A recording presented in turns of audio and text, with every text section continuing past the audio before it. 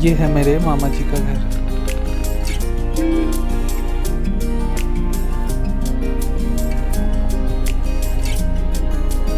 Doctor साहब,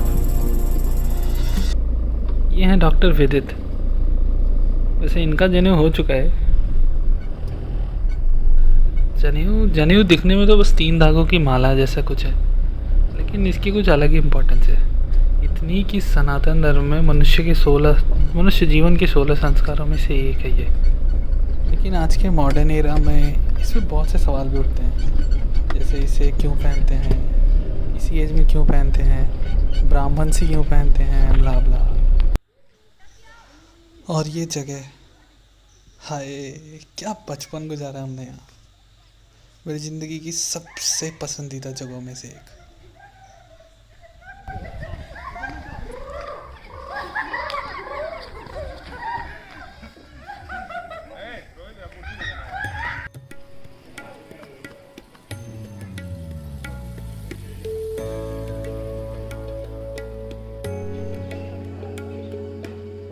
जनेऊ धारण करने की प्रक्रिया को यज्ञोपवीत या उपनयन संस्कार कहते हैं।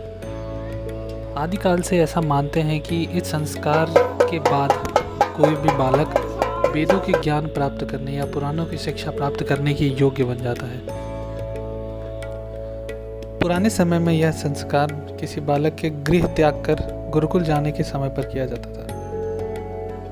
इस समय बालक को बटुक या बरुआ कहते हैं, जिसका मतलब है जवान या नवजवान, जो अभी नया नया जवान हुआ हो। जनेऊ में रस्मों की एक लंबी सीरीज होती है, कुछ तो 2 दिनों पहले से ही शुरू हो जाती है। जैसे सबसे पहले होता है मठ मंगरा। मठ मंगरा एक तरह की मिट्टी की पूजा है जो 2 दिन पहले ही होती है। फिर होती है हल्दी, फिर आंगन में हरिस लगाई जाती है। हरिस यानी पुराने समय में बैलों को हल से जोड़ने के लिए जो एक सॉफ्ट लगाई जाती थी, वो हरिस होती है। उसको आंगन में लगाया जाता है उस मंडप में जहाँ जनेऊ होना होता है।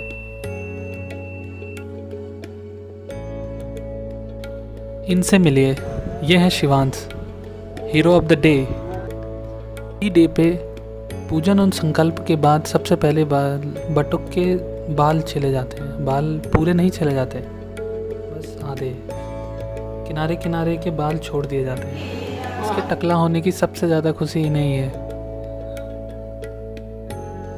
परिवार के धर्मगुरु पुरोहित जी को प्रक्रिया का पुनः स्मरण करा रहे हैं। इस दिन परिवार के धर्मगुरु बटुक को गायत्री मंत्र की दीक्षा देते हैं और बटुक से कुछ वचन भी लेते हैं।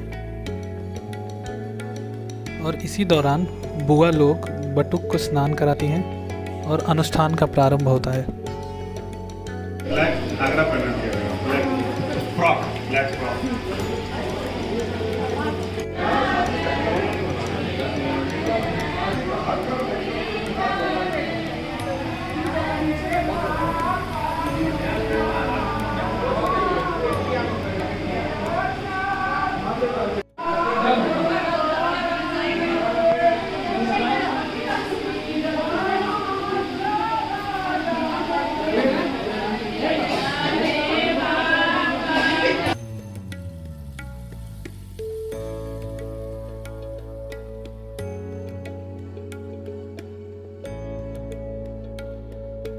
कई लोग जनेऊ के अस्तित्व पर भी सवाल करते हैं, जैसे हम इसे क्यों पहनते हैं, इसे पहनने के क्या फ़ायदे हैं। विज्ञान से डरे हुए धार्मिक लोग इसके खिलाफ कई अलग अलग तर्क भी देते हैं, पर मेरा ऐसा मानना है हर संस्कृति अपने मॉडर्न एज में भी कुछ मिडिवल चीज़ को कैरी फॉरवर्ड करती है। जैसे हमारी संस्कृति में ही हम कई ऐसी अननोन चीज़ें करते रहते हैं जो हमारे मिडिवल चीज़ से ही इंस्पायर्ड होती हैं।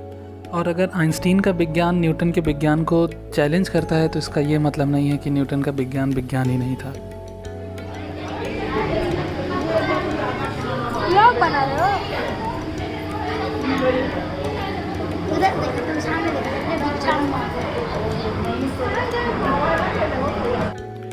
जनेऊ धारण करने के पश्चात बटुक भिक्षा मांगने जाता है। उसे सबसे पहली भिक्षा उसके माँ और पिताजी देते हैं।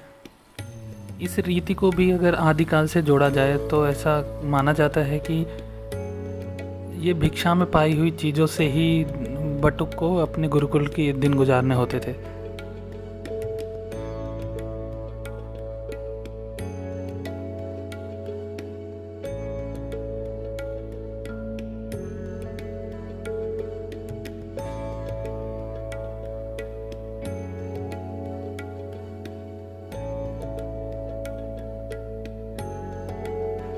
फिर बटुक को अगली भिक्षा मामा देते हैं और उसके बाद सभी बारी बारी अपने द्वारा लाई गई चीज़ों को स्नेहपूर्वक बटुक को दान करते हैं।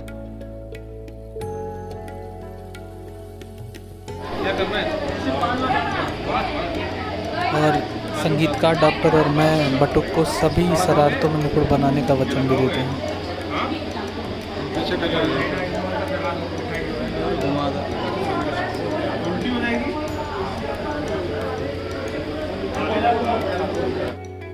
और फिर आता है क्लाइमैक्स टाइम।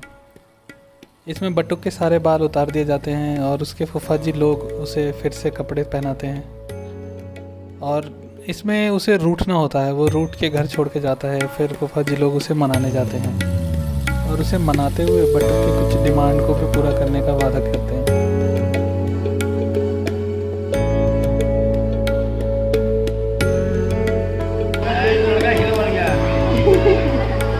आज जो मांग लोगे मिल जाएगा।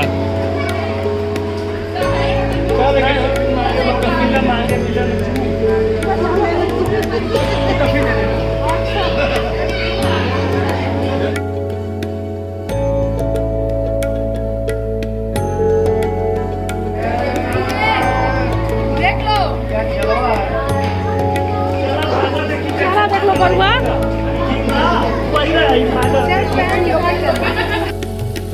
वैसे इतने जतन से रूठने का ज़िंदगी में एक बार ही मौका मिलता है और इस मौके को इसने कुछ ज़्यादा ही सीरियस ले लिया।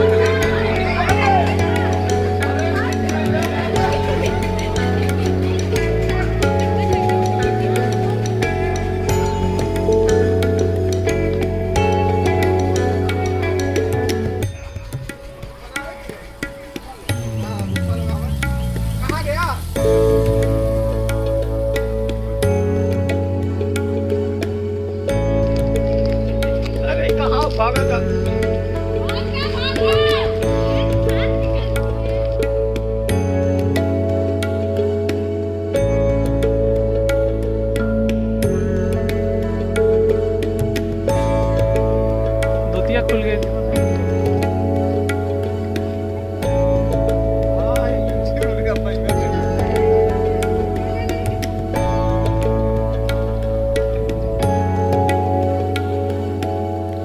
मानकर घर आने के बाद बटुक सबका आशीर्वाद लेता है और उपनयन संस्कार की प्रक्रिया समाप्त होती है।